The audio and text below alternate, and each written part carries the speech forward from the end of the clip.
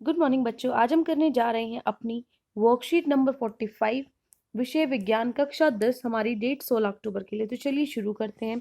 हमने पिछली वर्कशीट में देखा था कि मेंडलीव ने कैसे कैसे किसके आधार पर जो तत्व हैं उनका वर्गीकरण किया। आज हम देखेंगे मेंडलीव ने क्या, उससे उसकी अचीवमेंट क्या थी, उसने क्या उपलब्धियां थी और क्या उसकी वर्गीकरण की सीमाएं थी, खामियां थी उसके अंदर। ठीक है, तो जैसा कि मैंने आपको पहले ही पिछली वर्कशीट में बताया था कि उसने 63 तत्वों को के बारे में ज्ञात किया था जो उस टाइम पे पता थे। ठीक है, तो मेंडलीव के अनुसार तत्वों के जो गुण धर्म थे उनके परमाणु द्रव्यमान का आवर्त फलन होता है। ठीक है, मतलब उसने जो टेबल बनाई थी उसमें क्या किया था, उसने आधार किसको बनाया था, परमाणु द्रव्यमान को ही बनाया था। और उसने कुछ जो हमारे ऑक्साइड्स वगैरह हैं, हाइड्राइड्स हैं, उसके बेसिस पे भी उसने फॉर्मूले बनाए थे और सूत्र बनाए थे, जिसके हिसाब से उसने रासायनिक गुण और जो हमारे भौतिक गुण है उसके हिसाब से उसने जो हमारी टेबल है, तालिका है, वो बनाई थी तत्वों की। तो देखो, मेंडलीव की जो आवर्त सारणी थी उसमें उधर स्तंभ थे जो ऐसे लंबे, जो लंबी लाइंस थी वो क्या थे, ग्रुप्स थे।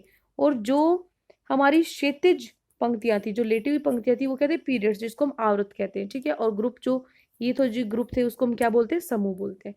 तो देखो उसकी उपलब्धियां क्या थी, क्या क्या उसने उसने अच्छी जो उसकी जो सारणी थी उसमें क्या चीजें थी जो बहुत ही अच्छी थी। तो देखो, मेंडलीव ने अपनी आवर्त सारणी में कुछ खाली स्थान छोड़ दिए थे ताकि आगे जब कोई भी तत्व ये फ्यूचर में, भविष्य में कोई भी खोजा जाए तो अनुमान लगाया जाए तो वो उसके अंदर फिट हो सके। मतलब जगह छोड़ दी थी फ्यूचर के लिए, भविष्य के लिए, कि आगे अगर कोई भी तत्व खोजा जाए तो वो वहां पर फिट हो सके। ठीक है, तो अनुमानित तत्व क्या थे, उसने अनुमान लगा लिया था कि ऐसे ऐसे तत्व भी हैं जो यहाँ पर फिट हो सकते हैं, जो कि बाद में बिल्कुल सही मिले थे। तो जो उसका अनुमान था क्या था, एका बोरोन। जो वास्तविक तत्व क्या था, स्कैंडियम। और उसने क्या किया था, एका एल्यूमिनियम। जो वास्तविक जो तत्व था, गैलियम। और एका सिलिकॉन, जो बाद में क्या मिला हमें, जर्मेनियम। ठीक है, तो इनके द्वारा जो अनुमानित तत्व थे उसके जो गुण धर्म भी उसने अनुमान किए थे कि ऐसी ऐसी उसके गुण हैं। और इस तरह का उसका भार, जो उसका फॉर्मूला है, वो सूत्र जो उसने निकाला था वो बिल्कुल सही पाया गया। ठीक है, जैसे कि उसने परमाणु द्रव्यमान निकाला था एका एल्यूमिनियम का 68। ठीक है, और सच में जो हमारा जो गैलियम, बाद में हमने इस खोजा एका एल्यूमिनियम जिसको नाम दिया गया था, वो गैलियम था। उसका जो भार था, द्रव्यमान था जो, वो क्या था, 69.7, जो बिल्कुल लगभग क्या था, बराबर था। ठीक है, उसके बाद है ऑक्साइड का सूत्र। ऑक्साइड का सूत्र उसने निकाला था E2O3। और जो बाद में क्या निकला, बिल्कुल सही, गैलियम का 2 और ऑक्सीजन O3। ठीक है, क्लोराइड का सूत्र उसने निकाला था ECl3, जो कि सही मिला, GaCl3। ठीक है, अब देखो जो मेंडलव की आवर्त सारणी थी उसमें जो उत्कृष्ट गैस थी, ठीक है, जिनकी खोज बाद में ही हुई, तो को भी पिछली अवस्था को छोड़े बिना ही समूह में रखा जा सका। मतलब उसने इस तरीके से अपनी सारणी बनाई थी कि बिना छेड़े आपस में कोई तत्व को इधर उधर ना करना पड़े, उसके बावजूद भी उस जो उत्कृष्ट गैस है वो हमारी सारणी में फिट हो गई। ठीक है, देखो मेंडलीव ने तत्व से बनने वाले हाइड्राइड और जो ऑक्साइड के सूत्र अपने तत्वों के वर्गीकरण के लिए मूलभूत गुणधर्म माना। उसने क्या, जो हमारे हाइड्राइड और ऑक्साइड है उनको क्या माना, मूलभूत माना अपनी जो तत्व है उनका वर्गीकरण करने के लिए। अब ये तो हो गई उसकी उपलब्धियां, जो जो उसमें अच्छाइयां थी। अब खामियां क्या थी, क्या सीमाएं थी, तो देखो सीमाएं क्या थी। पहला की जो मेंडलीव की आवर्त सारणी थी उसमें हाइड्रोजन की जगह नहीं मिल पा रही थी। ठीक है, पता नहीं लग पा रहा था कि हाइड्रोजन को कहाँ रखा जाए, क्योंकि हाइड्रोजन के जो गुणधर्म थे वो क्षार धातु और हैलोजन दोनों से मिलते जुलते थे। तो कंफ्यूजन हो रही थी कि सार धातु के अंदर रखें या उसको हैलोजन के अंदर रखें। क्योंकि जो सार धातु है उसमें हाइड्रोजन भी हैलोजन, ऑक्सीजन और सल्फर के साथ एक जैसे सूत्र वाले यौगिक बनाती हैं। जैसे हाइड्रोजन ने हैलोजन के साथ HCl बनाया, ऑक्सीजन के साथ H2O बनाया और सल्फर के साथ H2S बनाया। ठीक है, सोडियम के यौगिक है जैसे NaCl, Na2O, Na2S। ठीक है, उसके बाद है हैलोजन की भांति। हैलोजन की भांति क्या हुआ, हाइड्रोजन की जो द्विपरमाणु का अणु है या धातु और अधातु से अब के साथ अभिक्रिया करके वो क्या बनाया था, सहसंयोजक यौगिक बनाता है। ठीक है, तो इसीलिए दोनों की वो क्या कर रहा था, गुण दिखा रहा था, किसके, जो हमारे क्षारीय धातु है उसके भी और जो हमारे हैलोजन है उसके भी। तो इसलिए उसको ये मुमकिन नहीं हो पा रहा था कि किसके अंदर उसको रखा जाए।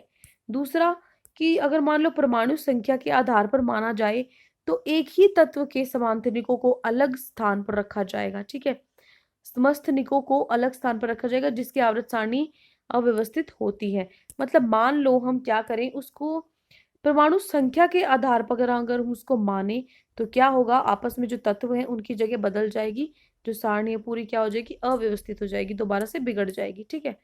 तीसरा, कि एक तत्व से दूसरे तत्व तक बढ़ने में परमाणु द्रव्यमान नियमित रूप से नहीं बढ़ता, कि मतलब ऐसा पक्का नहीं कि 2 बढ़ रहा है, 3 बढ़ रहा है, 4 बढ़ रहा है, मतलब एक समान नहीं बढ़ रहा था, वो कभी बढ़ रहा है, कभी 0.2 से बढ़ रहा है, कभी बहुत ज्यादा से बढ़ रहा है, तो उसका कोई एक निश्चित नियमित रूप से वो बढ़ नहीं रहा था। ठीक है, तो इस प्रकार जो अनुमान लगा पाना संभव नहीं था कि दो तत्वों की कि जो दो हमारे तत्व उनके बीच में कितनी तत्वों की खोज होगी। ठीक है, ये भी खामी थी, क्योंकि उसने क्या जगह तो छोड़ दी थी कि आगे कोई तत्व होंगे, उसके लिए जगह छोड़ दी थी, लेकिन ये पक्का श्योरिटी नहीं थी कि भाई कितने तत्व खोजे जाएंगे, कितने भी खोजे जा सकते थे वो तो, जबकि रिक्त स्थान तो उसने अपनी तरफ से खाली छोड़े थे, है ना। तो ये क्या है, ये सब उसकी खामियां थी। तो चलिए अब अपने प्रश्न उत्तर करते हैं। पहला हमारा प्रश्न है, कौन आवर्त सारणी के जनक के नाम से जाने जाते हैं।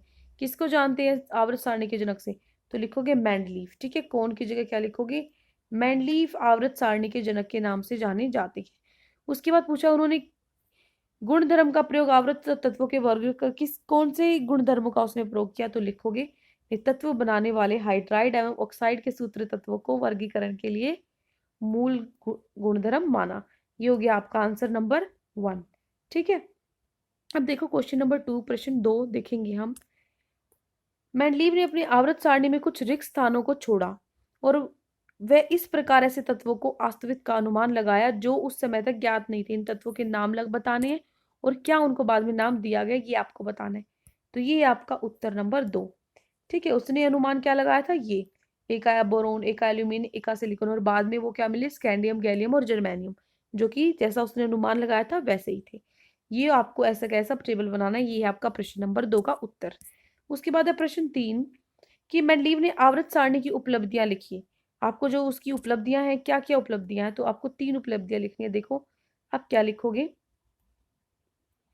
ये उपलब्धियां आपको लिखनी है बेटा। देखो लिखोगे उपलब्धियां, पहला कि उसने क्या किया था, खाली रिक्त स्थान छोड़े हुए थे। दूसरा, अनुमान तत्वों के गुणधर्म का अनुमान लगाया था, वो बिल्कुल सही था। और तीसरा, उसने उत्कृष्ट गैसों को भी अपनी जो सारणी है उसमें बिल्कुल फिट रखा था, बिना तत्वों को छेड़े उनको अव्यवस्थित करे। ठीक है, ये 3 जो पॉइंट है आपको ये लिखने हैं। पहला हो गया, ये हो गया आपका दूसरा, और ये आपका हो गया तीसरा।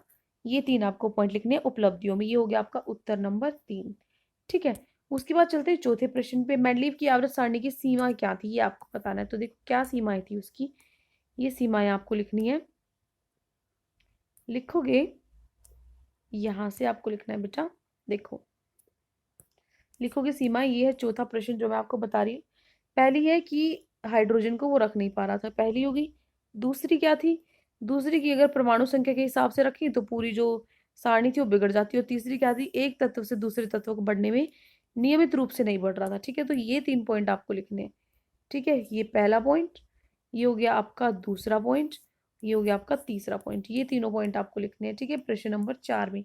तो ये 4 प्रश्न उत्तर आज आपको दिए गए हैं। आई होप सो आपको अच्छे से पूरी वर्कशीट समझ में आ गई है।